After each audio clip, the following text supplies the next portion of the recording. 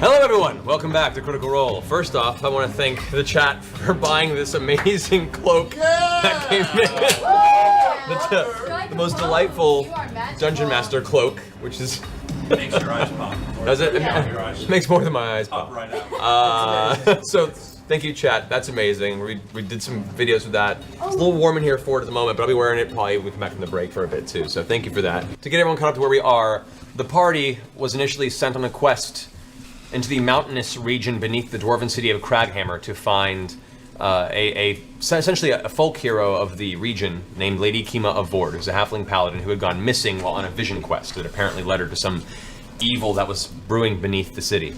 As the party went in search of her, they ended up finding themselves climbing deeper into the Underdark, a very scary portion of the subterranean world, encountering numerous beasts and talking cell phone.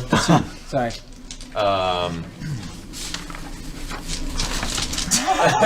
Disadvantage. Discovering that there was apparently an alliance that had been forged between the Illithids, the Mind Flayers that live down there, and the Durgar, who normally are at odds, have forged some sort of pact. And upon battling their way deeper into the cavernous regions below, the lava-encrusted obsidian walls, they began to uncover a plot that apparently some monstrosity, some new dark leader by the name of Kavarn had been the one responsible for uniting them. He currently resides at a temple in the center of the subterranean Illithid city of Yogvoril. You guys made your way down to what seems to be the cavern that contains the island that Yogvoril resides upon. You managed to scavenge a few broken boats from the lake that surrounds the island. Percy repaired them, and you rode around the outskirts to what seemed to be some sort of a beachside cavern. Upon entering the cavern, you found like a partially buried, like a chest or some container of some kind. What looks like some sort of a camp that had been destroyed and scattered, and a few rotting corpses against the walls. As you continued to inspect the area, the corpses began to rise from their sitting positions. With previous experience in the realm of undead, you, however, know that these eyes of these creatures carry far more intelligence than your run-of-the-mill zombie. And that was where we left off. So in the cavern, I believe we had Vax, we had Scanlan, Tiberius, and Vex on the flying carpet that were making their way down. You scattered ahead and began to check the interior before this happened. So, as these creatures are now rising up off the ground, looking kind of insidious in their expression, we're jumping right into battle at the top of this game in the center of this kind of beachside cavern. Roll initiative, everybody. Grog and Vex, what you got? And I'm in the boat. It's all in. You're in the boat. So I'm just chilling. Grog's in the boat. The Lido deck. Clarota, Kima. I would like to bust out at a full dead sprint after Percy. All right. There's been no blood being had without me. As Grog leaps out of the boat, splashing. It's shallow at this point. You're about waist deep in the water. You trudge up to the shore, run across the gravel beach, and start heading straight into the cavern after Percy. Screaming.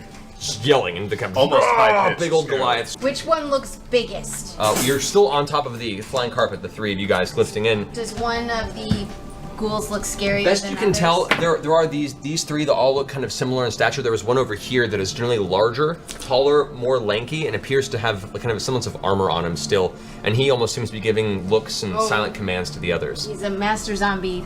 Hunter's mark, him. East side of the Whistle west for side. Trinket to get his butt in. And then the east side. Trinket's ear perk up from the distance, can hear your whistle echoing through the cavern on the beach side.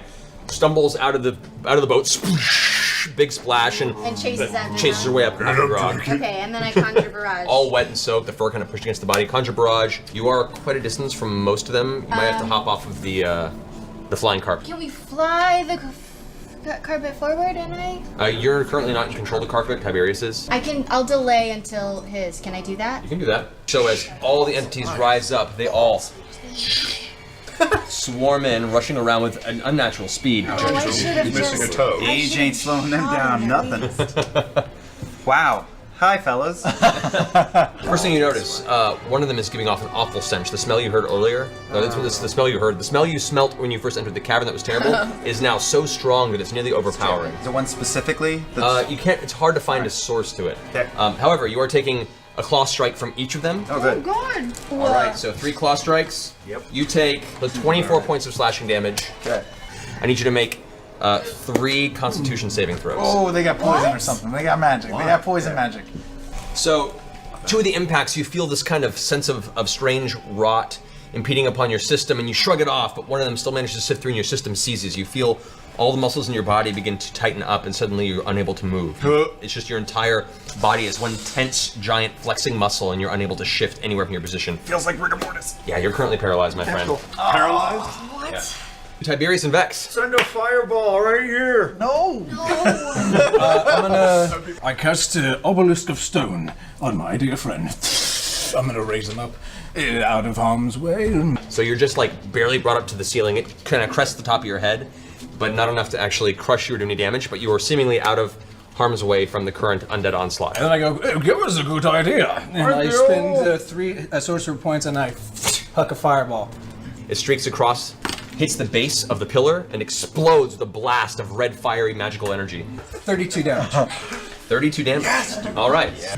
As you guys are running into the cavern, you hear this loud, familiar explosion sound that kind of has this weird dull thud and then flaming heat. You see like flickers of light from across around the bend, and this wave of heat hits you. The explosion, as it finishes, you can see these 3 undead are completely incinerated, left these burning cinders in the ground. See ya. This one's still standing. However, the force of the explosion also destroys the pillar from underneath. Oh. Oh shit. For 10, you only take, I'd say, 2d6. Okay. No, 1d6, because it's only a 20-foot fall. You're fine. But Yeah. you did land on a bunch of rocks of the broken pillar. Roll another d6 pointer damage. Massacre. That was more substantial. I'll hit him twice. I'll attack him. Okay, so you're attacking twice. So as you're sitting on top of the carpet, you pull out and rapidly release 2 arrows in succession against this. Oh, natural 20! Yeah! All right. So as the smoke kind of filters out of the way, and you make the visual of the form, you see your brother on the ground, currently seizing, and in the rubble, you see the shadow of one of the undead still standing angrily. It rears back with its claws forward and gives this horrible, like, gnashing sound as its jaw opens unnaturally wide, and this long tongue kind of whips out on it. As you bear down, you release 1 arrow, piercing the side of its shoulder as it reaches up to kind of break it off. Its tongue's still out. The second one goes into the tongue, out the back of the throat. It kind of it reaches up and breaks off the arrow in the throat, looks towards you, goes to lunge, and as it does, you can see it just collapses on top of his body, no longer moving. You manage to go ahead and shrug off the rest of this paralyzation, stiffly get up and find your way out of the Can we rubble. land? Tiberius! Oh, sorry. Yes. Tell me it's not over. Oh, sorry, Grog. Sorry, Grog. The fight's over. I run off and push the dead body. I out. ruin patience. I live for one thing. Am I close enough to get out of the boat? I've been There'll be plenty. Yeah, you can stay out of the boat. Are you alive? I'm live. Keyleth, you are left out there currently as a shark as everyone else. I go goes look at the inside. treasure chest. Oh, I'm going too. Lift the top of the chest, which was unlocked previously by your brother. As you lift it up, for a split second, you see what looks like a flash of orangish energy, a familiar one, a very familiar one. As suddenly, a secondary fire blast emanates from the treasure chest itself. Do nothing. The blast radius sends the top half of the chest careening off and scraping off the roof of the cavern itself. As you just turn the corner, see this giant explosion, sending you about 20 feet backwards. Awesome. Go ahead Good and thing make you didn't get there and yet. Hey, time That stamina. chest 10 feet away from me as well? Yep. So a reflex saving throw for both of you. Okay, cool. Come on, twins. You both managed to just find a way to dodge most of the impact, but you still both take 14 points of fire damage As a each. rogue with evasion, if I succeed, it's nothing. Then you take nothing. Your As sisters, a twin of a rogue. you take 14 points of fire. So as you go back to where the chest was, Hey, there's something in there. most of the chest is destroyed. Like it's knocked off its hinge.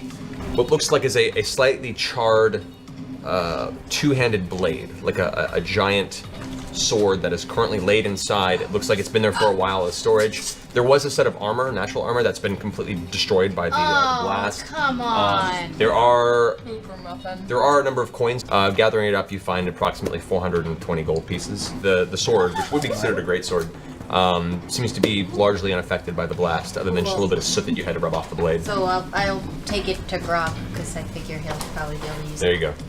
She hands you this fantastic sword. I don't know if it's magic or anything, Grog, so you might want to have Tiberius have a look at it. Oh, hold on, let me check. I take it. No, shake it really hard. It's not how you really.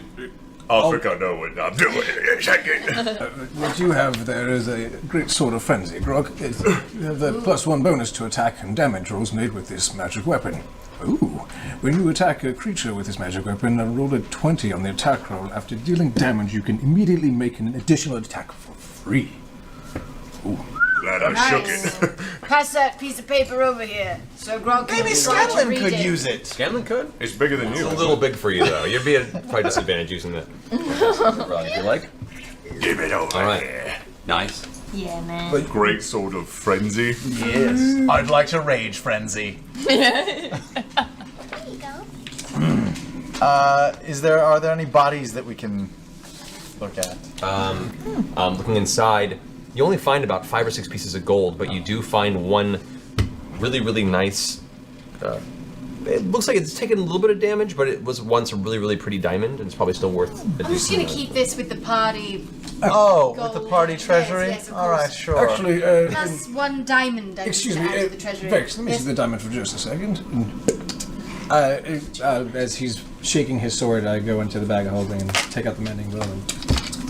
Tiberius, you reach into the bag of holding, you pull out the mending wheel, which is a magical artifact that you found earlier in the campaign as part of your personal quest.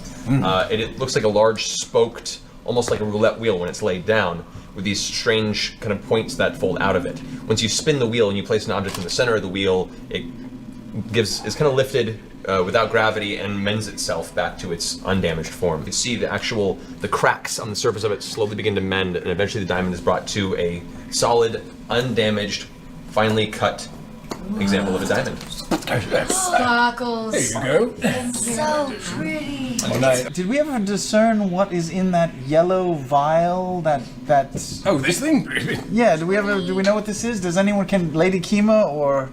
It looks enchanted, but the way its mixture is, you can see the colors seem to swirl and shift in a very caustic way. You can see from glancing at the glass vial it's contained in, the interior of the glass looks slightly pockmarked, almost like the viscous fluid within has actually damaged the glass from the inside slightly. Bad news.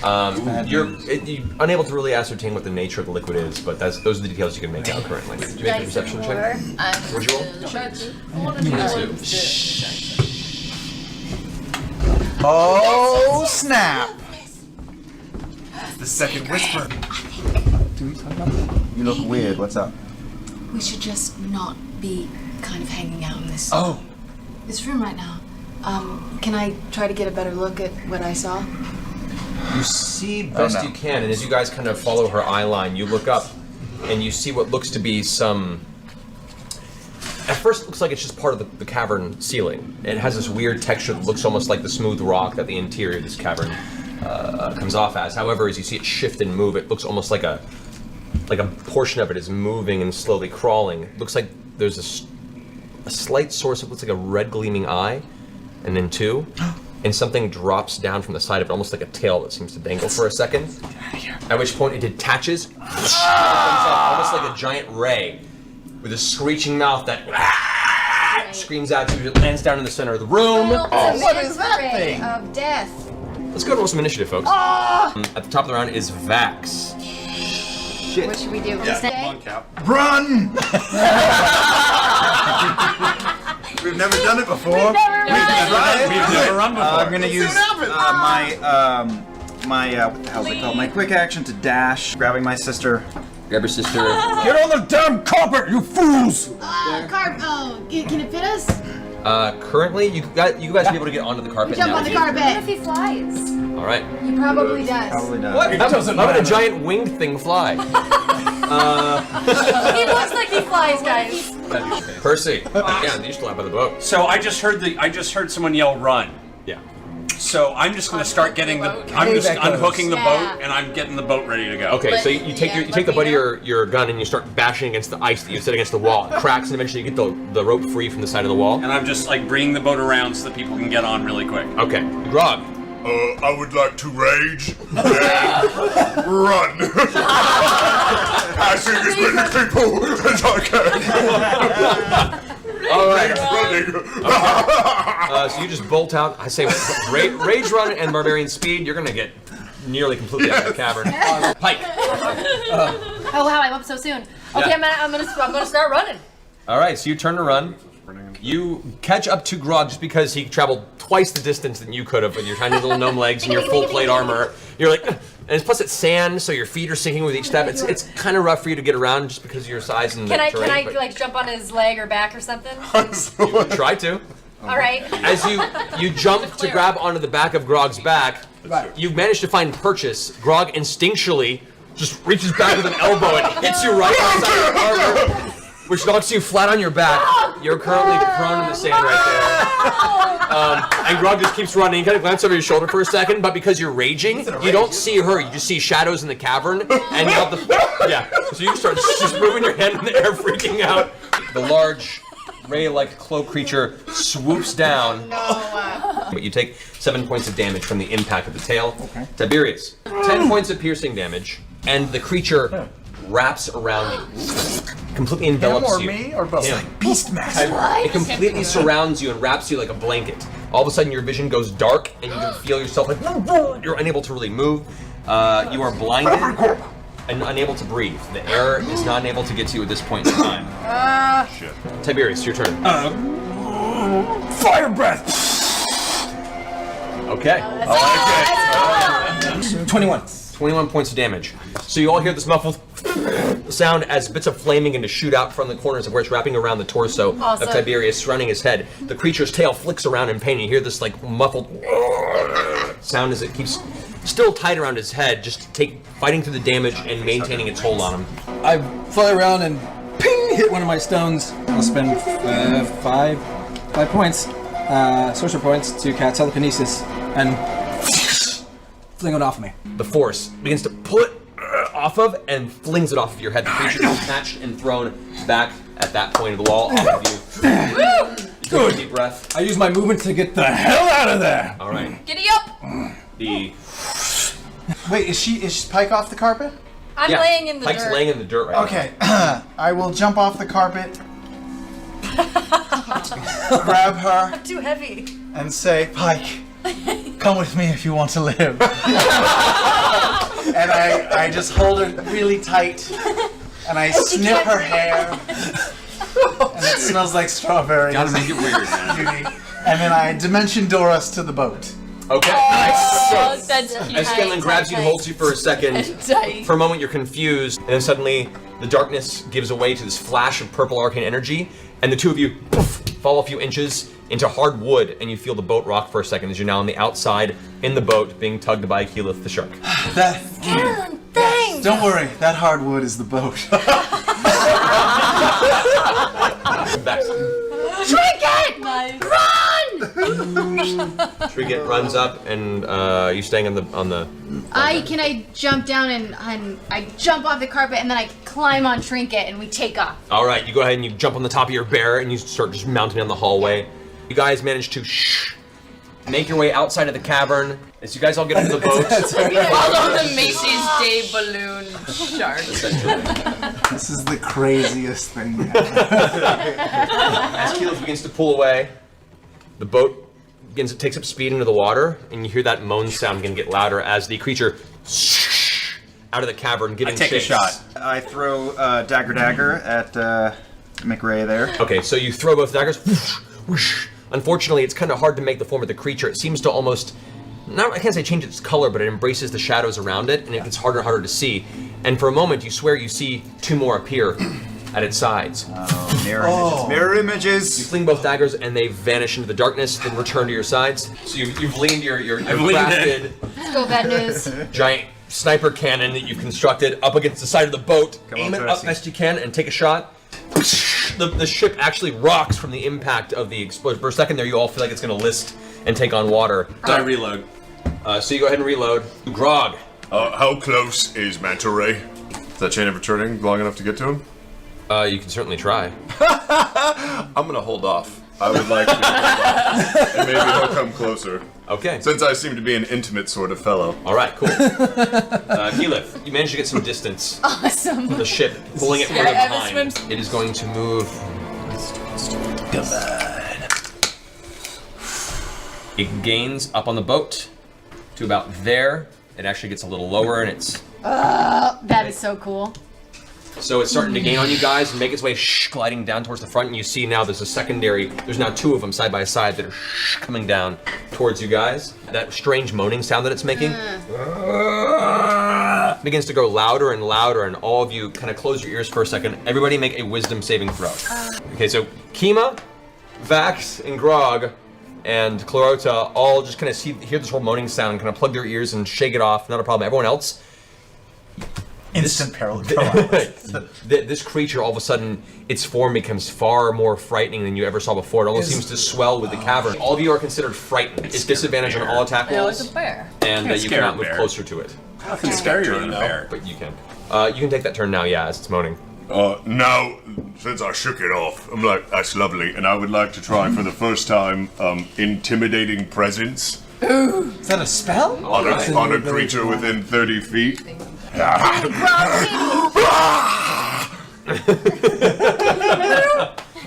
rolls a 12.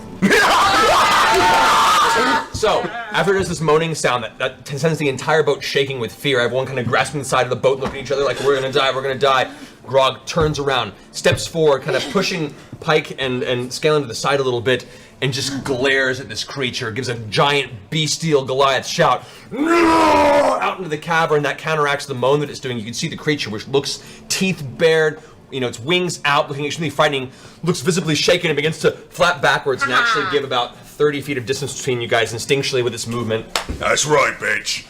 Scanlan, you're up. All right, I'm gonna attack at disadvantage, I guess. With I'm gonna create a big hand right in front of it. To start with the big bee's hand. all right. Talk to the hand. As Scanlan finishes singing his note, the rippling sonic energy from his singing shoots out from front of him and forms this giant, kind of slightly ethereal-looking arcane fist the size of the creature that reaches out, grabs onto it like a giant hand as he's moving his hand, kind of controlling it psionically from a distance. It grapples the creature and holds it in place as its wings all of a sudden are folded on itself. Oh yeah, you use a bonus action to crush it. I can crush it. Yeah. So I also sort of give it a little squeeze, a little tickle. Okay, so as you're holding it in place, you use your bonus action to squeeze it. It takes 2d6 plus 5 bludgeoning damage, I think. 11 plus 5, 16. 16, nice. As it's currently held in place, screeching. You hear like the strange crushing sound of bones breaking on the inside of its strange. This is the strongest I've ever been. Get it! Good job. Hunter's mark. All right, you hunters mark the creature. Well done. And I'm gonna attack him twice. You pull out, let loose 2 more arrows into the kind of slightly dark shrouded exterior of the boat. Both arrows strike true in the currently grappled oak-like creature. So, the portions of it that are trying to squeeze free of this arcane hand, one just strikes through its wing, leaving a gaping wound in the middle where you can see it's going to have a hard time maintaining height at this point. The second one strikes it and actually pierces one of its red glowing eyes. You can set this horrible, painful screeching sound into the cavern as you can now see what was once 2 gleaming red piercing eyes left with only one and darkness on the other side of its face. I cast telekinesis and I pull the eye out. The other one. Kill Bill style. All right. As you focus your energy once again, like even just facing this creature is a terrifying thing, you see that one gleaming bit of red that's kind of piercing through the darkness. The secondary form around it dissipates. You can see where there was once like 2 gliding. One of them just vanishes entirely as that gleaming red is suddenly much brighter, yanked from its socket. It now gives out another painful screech. I'm going to float it over and put it in one of my pouch. Okay. All right, dagger. Funk, funk. You're able to sneak attack. Ooh. 23. 23. All right, how do you want to do this? I'm just going to, I saw where Tiberius pulled the eye out, and that's what I'm aiming at, is his eye socket. So I flip it up in the air, and when I catch it, I immediately let go and fill in the blank. As the creature's flailing about in torturous pain, suddenly the dagger slinks into the empty socket in the front of its face. As it does, its body tenses up and kind of reaches out against the force of your arcane hand. You actually have to kind of like focus to keep it in place, and then falls limp within your grasp. You now have this limp creature at your disposal. Oh, I'm gonna bring him to the boat. As Scanlan slowly drifts over the limp body of this creature to the edge of the boat. What was it? This creature is a cloaker. It's an aberration. It's one of those creatures that kind of kind of drifts over from the far realm, or at some point in time drifted over from the far realm, and is an unnatural entity to this plane. I've got a great idea. I want to sit and I want to skin this thing. Well, yes. Okay. I want the teeth. Also. You can have the teeth. I'm going to skin Okay. it. We make Wanna our way hit to that this beach and cave. try and- Yes. Sure. Okay, as you guys are moving along, you leave a little space for Percy, and it's a little unwieldy in the ship. It's hard for you to keep enough room to do this, so it's not going to be the best job. It's not going for craftsmanship. Fair enough. As you're kind of plucking what you think might be interesting from this creature's body, as in the process of skinning it, you probably take a moment to realize that a normal blade is going to have a hard time cutting through its hide, so you might have to borrow one from... I sing a little song to inspire him. I sing, when you're trying to skin a cloaker, here's some inspiration. When we're on a creepy boat, here's some inspiration. I wanna be near me. All right, that's I'm making a camo canopy for the boat. Yes. In the confined space on this ship, as you guys crest around towards the northern side of that island, you begin to move around. You can see to the right of you there is a tunnel that filters outside of this cavern that is just a continuation of the water, a river on the far end. Yeah. You don't know where it goes, it just appears in the darkness, and you can hear in the distance a light sound of rushing water. That comes to about roughly 45 cloaker teeth. You don't know what that'll be worth, but you have that. I want to make some jewelry. So you can write down 45 cloaker teeth. You manage to skin most of it, get most of the top of its hide usable, so you have this kind of wet skinned portion of the back of the cloaker at your disposal. As you make your way towards the beach, Keyleth, you see in the distance in the water what looks like something slinking on the very, very bottom of this underground lake. Probably a good 50, 60 feet down. You can just barely make out, looks like a dark form. Probably about 100 to 150 feet away. And it's only because of your shark form you're able to make out any sort of semblance of it, but it looks big and it looks like it's just slowly moving through the bottom of the lake. I drop them off the beach. You make your way to the side of the beach. For now. You drag up to the point where the ship begins to hit the gravel. You kind of curve to the side, and it lifts up and comes to a rest at the top of the gravel beach. You guys all step off the boat, and you're now. Okay, so Grog, you go ahead and haul the boat up. I'm gonna onto the pass deck. without a trace on all of us right now. Okay. I go ahead and unshark myself. Looking at the beach here, it's an open beach. You can see there are a few rock formations, like small 10, 15 foot tall portions of like stalagmites or stone that have been either originally been here for a long time or have been constructed or put there to jut out of part of the beach. But for the most part, it's just an open gravel beach that slowly comes to stop at the edge of the cavern. And How far away are we from the main island? I'd say it's probably about a good half a mile or so. Okay. All right. And there's cave. There's a singular cave on the far end. Like it lets in. There's a slight outcropping, and then it leads into that one 20-foot wide cavern that goes deeper. It's pitch black in the cavern. You have no light source. Unfortunately, you have dark vision, which does help you to a certain extent. The beach gravel comes to a halt, and it becomes to this kind of smoothish stone flooring. It's very hard to know Should that we- it's dark in there. Should we just light it up and see what's Light it up. Let's We're light it up lighting and see what happens. All right. Lighting a party. Hey, Tiberius. Yes. Oh, light. You fire the arrow into the depth of this cavern. Before the light spell distance wears off, it kind of arcs inward and it hits the back wall and ricochets off. Looking inside, the far wall, it all looks like a natural cavern interior. The light is the same glowing white light that you're used to. Once it enters the deep part of the cave, the light almost gets a purplish hue before it's snuffed out. This doesn't seem very good. Wait, the light. It's a purplish hue? Yeah, the white light becomes purple and then is snuffed. What do? We gotta get someone's going in. I mean, Oh, you want me to go in? Yeah, man. Let's just light a fire and throw it in there. non-magical. Yeah. Yeah, throw a torch in. Yeah, let's just toss a torch. That's not magic. All right, I pull one of the 3 torches we have, and Tiberius, will you? And I'll give it a nice long throw. All right, so Tiberius's flame breath coalesces and begins to ignite the tip of the torch.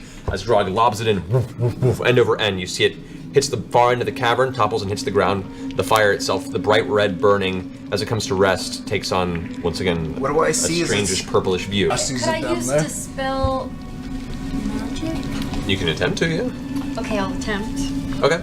You can see this kind of strange pulsing shimmer of divine energy that clears out the area. The purplish hue to the light vanishes, and the light becomes a natural torchlight for a moment, and all the whiffs of smoke vanish. Then slowly filter back into the space. We don't need to go in there. Indeed. Yeah. If only we had someone who could go under the ground and be one with the earth and just sort of pop up in there and look around, no? But she'll be popping up into the wisps. Yeah, but she'll be fine. I think this is the first time I've said this ever. Well, maybe I'll try what Scanlan says, and I'll turn into a rock elemental and just bamf in there and see if there's anything good. And if it's bad, I'll just run out and make a rock wall. And Okay. Okay. All right, we'll all be ready to attack on the outside. maybe. Okay. Go for it. Yeah, let's go for it. Keyleth transforms herself into her Earth Elemental form. As you guys all mount into your defensive positions, Keyleth, are you going straight through? Are you burrowing beneath, above? What's your Burrow plan? beneath. Okay. This large She's so Earth cute when Elemental she's a form rock. takes a few lumbering steps forward and begins to just sink into the sand and gravel below. Just Oh, wait. Have you guys seen this one? I think it's the funniest thing I've ever seen. Frog's loud laughter billows echoing through the cavern. You make your way underneath the ground, kind of using your tremor sense to formulate where the top of this cavern would be, and you poke your head through the floor. Looking into this, you can see now there are portions of this cavern where it looks like elements of the mithril veins that you saw that the subterranean Craghammer mines were currently pulling from. Okay. Seem to now spread down into this cavern network. There are small kind of veins that kind of trickle through the rock in this cavern of mithril. There is just a strange energy about the room. There's something about this room that seems like it's crossing over or has a thin barrier with some other planes. Ooh. You don't see a particular doorway, but it just feels like there is a very thin veil here. And as you kind of focus more on the vicinity, you can see what looks like little bits of energy that leak through. That mist you were seeing seems to be elements where the actual reality of this room is warping temporarily and shifting. Can I take a little, piece of rock and just kind of Chuck it in. toss it up? You take it and you throw it up. It arcs across, hits the other side of the room, and clatters to the ground. As it clatters to the ground, you suddenly see, lightning quick, 5 of these large, fast-moving, slithering, weird creatures, all of a sudden, that were up against the wall and nigh visible at this point, strike at the rock and seem to almost start fighting each other for whatever that movement was. You see them, they're large, kind of bluish and purple in color when it shifts in its form, with these sharp beaks and what looks like 4 tentacles that kind of wrap out from the face. What? What? That's familiar. Maybe they're friendly. The best, you're unable to really make out more than you've heard of creatures like this. This one is not an aberration in its form. This is just a subterranean monstrosity. It's known as a grick. I like his name. That. Ew! Show the people at home. So you can have a look at this I strange. automatically don't like it. They hiss at each other and then slowly kind of find other alcoves, and what you can now see are small kind of caves that are dug into the rock nearby. Something draws them to this room, as any natural space with this type of strange fluctuating energy would do so. I'm just gonna seep back down. Okay. Take the stairs, though. And I'm gonna take the stairs. Yes. All right. After a few moments, Keyleth reappears, and her. But before I reappear, I go, Grog, we're a boat. She's in the floor and she's in a boat. It's emerging. It is pretty funny. Was there anything in there? It seemed like it had dimension door properties, but I don't know if it was necessarily at full dimension door Were strength. there creatures? There were creatures. There appeared to be these things that I've heard of called gricks. They're like They're like bears. worms with beaks and tentacles. Oh, I've heard of gricks. They're really fast. Yeah, they're super fast. Yeah. Yeah. They look like- slither.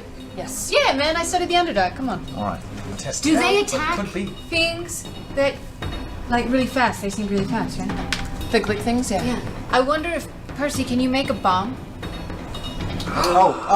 He did already. Hungry hippo I've got bomb. it. I have a bomb. Can you throw the bomb in there and they would all maybe attack it and then maybe blow them up? Tipper Hoods, do you have any fireballs left in you? T-Money, what do you think? I cast silence on Vax. I cast Dispel Magic. Counter spell. Damn it! Tiberius, was that No, there is no really saving throw. There's no save. No, it wasn't. Yeah. But So, yeah, yes, the I do area have around you is fireballs completely left. And I dispel it immediately. I didn't know he was gonna Okay. We just need to throw it into the cave. Right, Grog. I cast Are you a good telekinesis. I pick up the bomb. That'll work. That'll work too. The bomb that was constructed ages ago by Percy, originally intended to put on a summoned pony, as Yes. Never got to use it. but now it's finally being used. Tiberius, you approach the edge of the cavern. You come in partially. You guide the bomb towards the back, and you lob it towards the far end.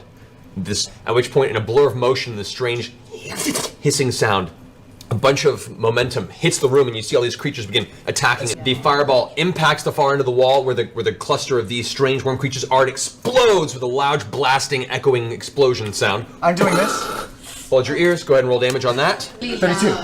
32 points of damage? Yeah. At blast open, Percy, go ahead and roll 4d6 points of damage from the actual bomb. 14 points of damage. So, simultaneously, you guys hear you can feel the sand shift and move, and some part of the beach, some of the gravel moves and kind of rocks a little bit. Black, pitch black smoke comes pouring out of the cavern.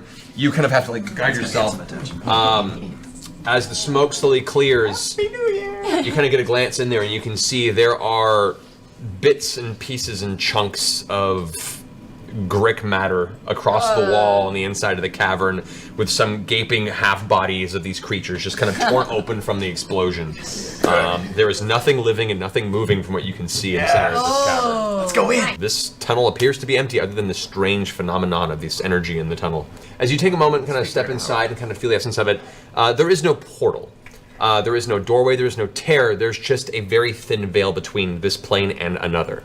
You're unable to really ascertain the nature of what this energy coming through, but you can see there is these strange warps in reality. As you walk into this room, you look at your hands, and for a second your fingers kind of bend and go back to form. As you look at other people's faces, they kind of twist and shift and then go back.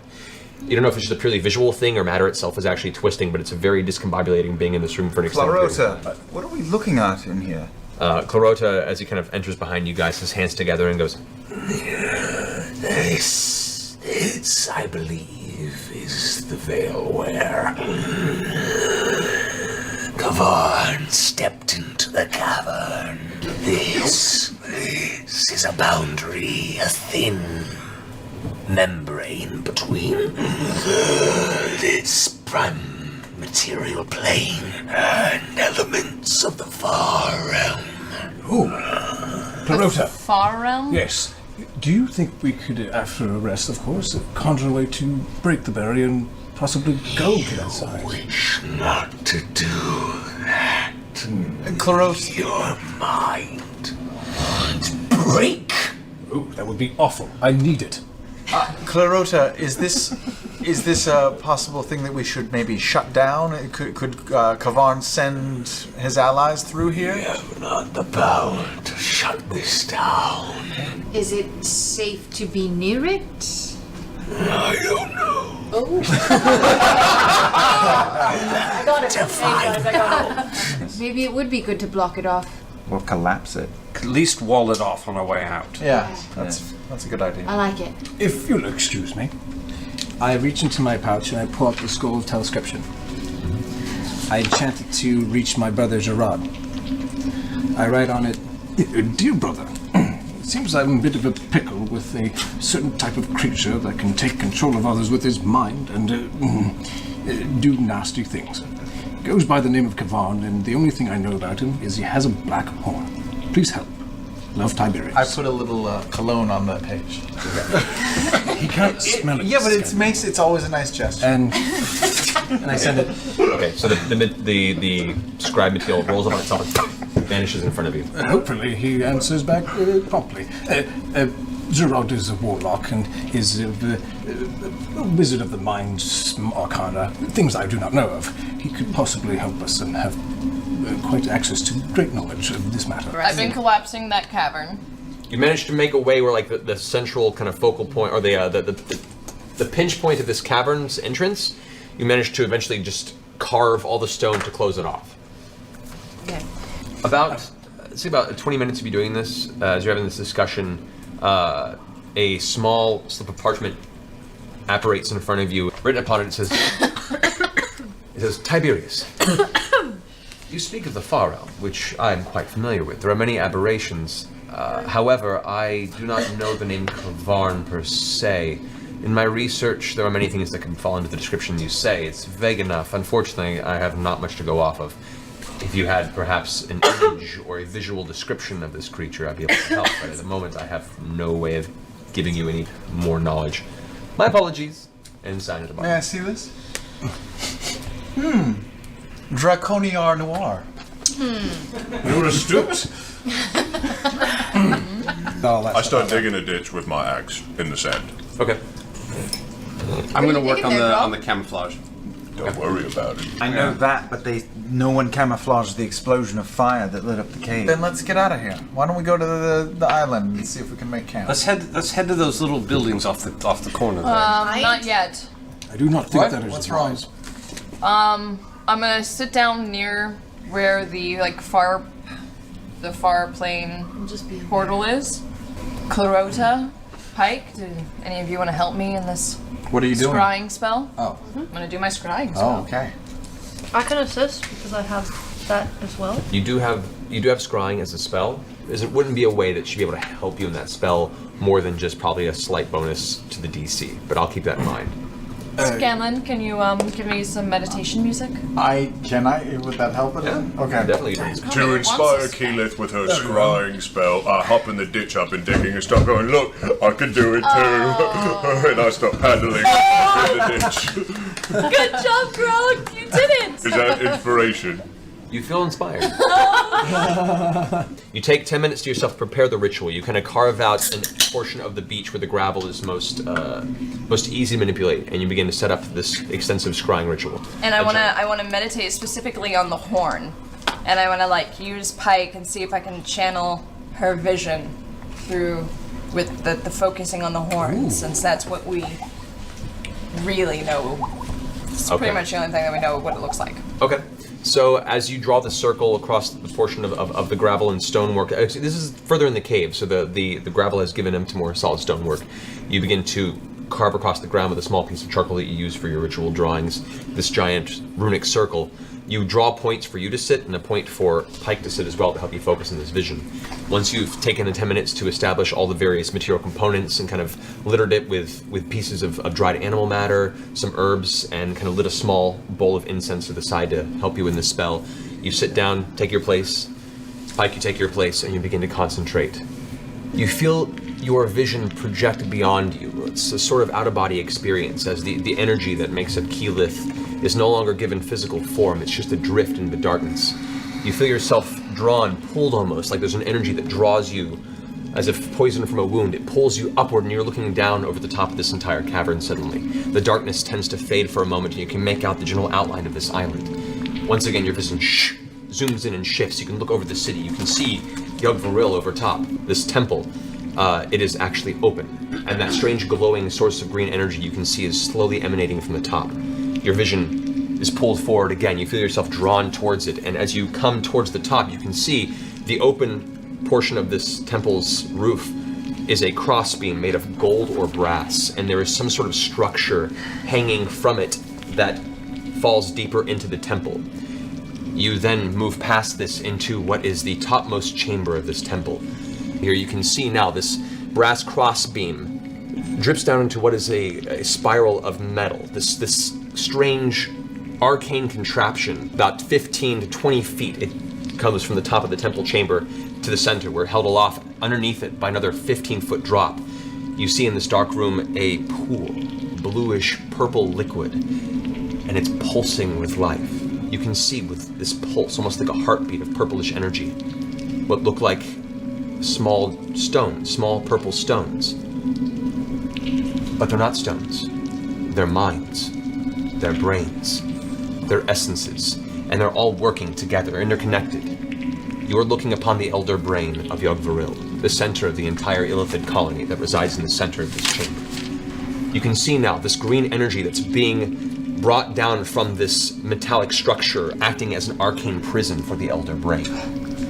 You look around the room, and in the dark shadows of this room, you can see there are cages, creatures, some of this realm, some of not. Horrible forms, mutated, torn, some missing limbs, some in the process of slowly dying because they're unable to keep a physical form intact. This also serves as seemingly a laboratory for Kavarn, slowly drifting out of the shadow. A single gnarled black horn. From underneath that horn you can see dark brown leathery skin with slightly pointed edges, almost like scales that form out of portions of this flesh. You see below this horn one large, piercing, sky blue eye that glances up and meets your gaze. As it does, from beneath that eye, you see a toothy maw tear into a wide grin. And around the outskirts of the singular eye, numerous other eyes shift around. Coming into the light, you see now a fleshy ball that is drifting. You can see metal plates that are grafted to the physical body of this creature. Oh, come on. Apparently, Kavarn has experimented on itself.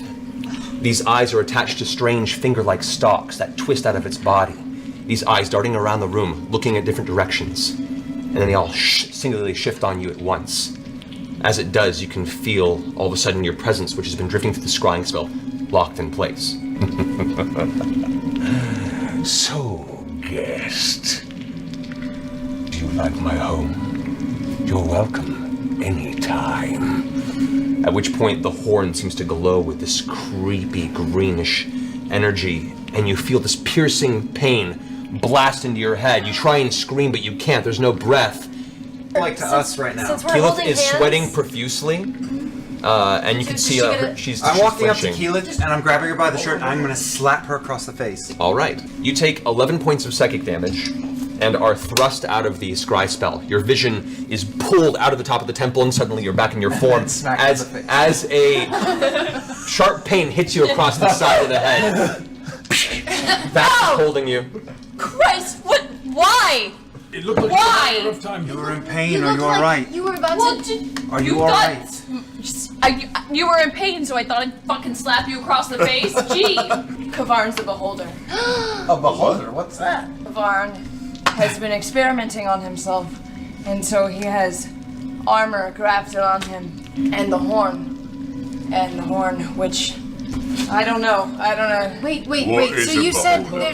there's something caging the Elder Brain, right? Yes. That big green light. You see that? Can we see? Is it like the Luxor in Vegas? Can we see the green light? It's not a beam, but you do see a slight green glow at the top of the temple in the distance. Okay. You saw it when you first entered, and it's kind of been this dull beacon whenever you travel around the island. There's something connected to the top of the temple that's caging the Elder Brain? It's like an arcane prison, and As all they're of talking about this, the Elder I'm Brain. writing a note. Is it Okay. is it possible to maybe collapse the top of the temple from far away and release the Elder Brain from its cage, and then the other Clarota, your brethren, could fight the beholder instead of us? Clarota, do you know how we could possibly break this prison? Could you tell me what a beholder is first? Since I don't know. Assuming I know. That's a beholder. Oh, the thing on the front of the monster manual. Yes. It's on the cover of a. Worst of a possible book. scenario imaginable. It's an iconic. That's all you could have said. You could have said that. You're thinking about this in the wrong direction. The beholders is not. That's not the goal. It's the hundreds of allies we could have. Exactly. mind. Free the Elder Brain, they attack it. Prison is the target. If we can free the Elder Brain, We don't have to then- fight it ourselves. then we're not alone. We could actually bring that entire structure just crashing down. At this point, as you guys look over at Clarota, you can see Clarota, for the first time in a while, looks visually disturbed. Has kind of withdrawn from the group and is kind of leaning against the side of the beach cavern wall. And the tentacles that normally just kind of slowly twirling are all tensed and pulled up into a knot. And Clarota just... The fact that Kavarn is of this creature, it's a beholder, and carries this horn that Lady Kima has spoken of. It's a great danger. Also, keep in mind, the temple is not made of average stone and metals. This is the center of the Elder Brain. We reinforce it with magical protection. It's the center of our entire species' knowledge. Every brain in there is our elders. As we pass to the next generation, our mind gets brought and introduced to the Elder Brain. We have that room protected from simple acids. We must make sure we are ready. We've been here, and we've been here. Should we go to one more beach before we all die? Here or here, or this little nubbin I was thinking right about Not that. going to be anything there. So who's in the boat with me? Oh, we're going over by boat? Is that what's happening?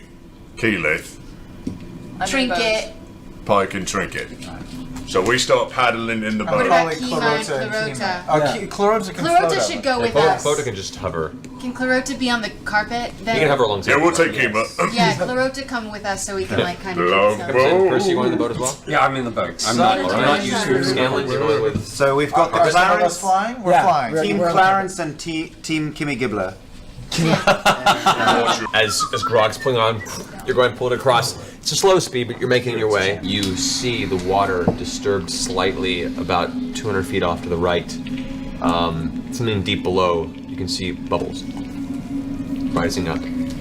As you carefully make your way, ever so quiet, across the beach, you find purchase. Landfall hits you on the other side of the beach, apparently not disturbing whatever lies beneath the surface. Immediately hop out, pull the boat up just to beach the boat. Okay, So it you won't pull the boat go up, back the in. rest of you guys bring the carpet over, you come to a landing part, totally fine. The beach comes to a steep incline that leads up onto the island proper. There's cliffs on both sides of this beach, and as the incline increases up about maybe 500-600 feet from where you are, you can see what looks like a few buildings or rubble of what was a small gathering of structures. All right. Can we go inspect those structures up Yes, there? everyone, wait here. I grab Scanlan by the scruff of the neck and nod at my sister.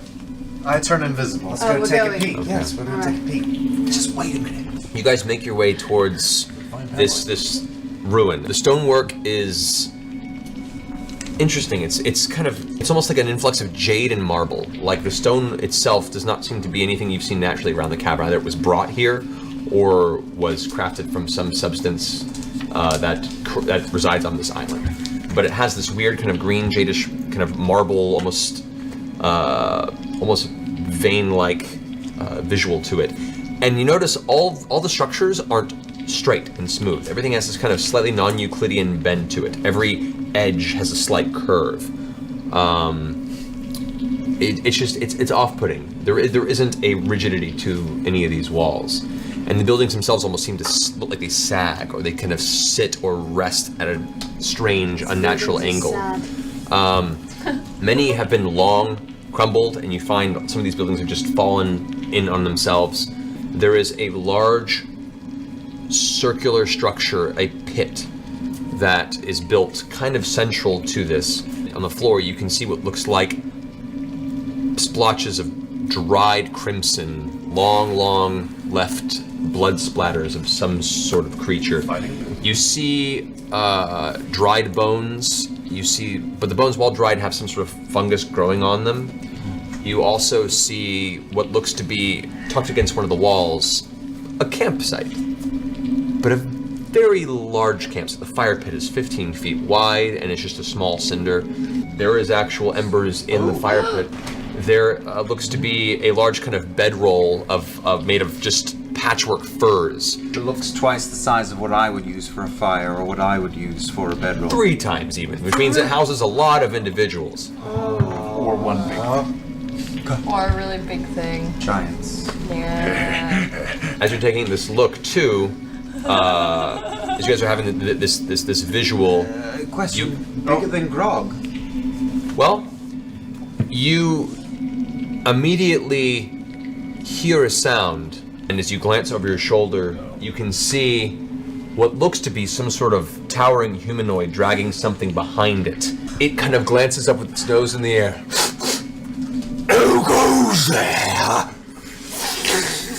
And you look to see what looks like a large, almost Goliath-like, bald skin. Skin is smooth, no hair, but its skin is purplish in color. where a normal giant would stand naturally, it's horribly hunched, like its back has a horrible scoliosis twist to it. One giant popping yellow eye glances out towards the edge of where you guys are, probably close to 15, 20 feet in height, as it begins lumbering up towards you. This entity looks like it's hungry, it looks malicious, and looks like it's kind of caught the thrill of the hunt, since it seems to have seen something near its homestead moving. Shit. As it begins to step forward, it I'm drops picking up whatever it's dragging Scanlan and behind. moving backward. Yeah, can we move into the shadows? That is what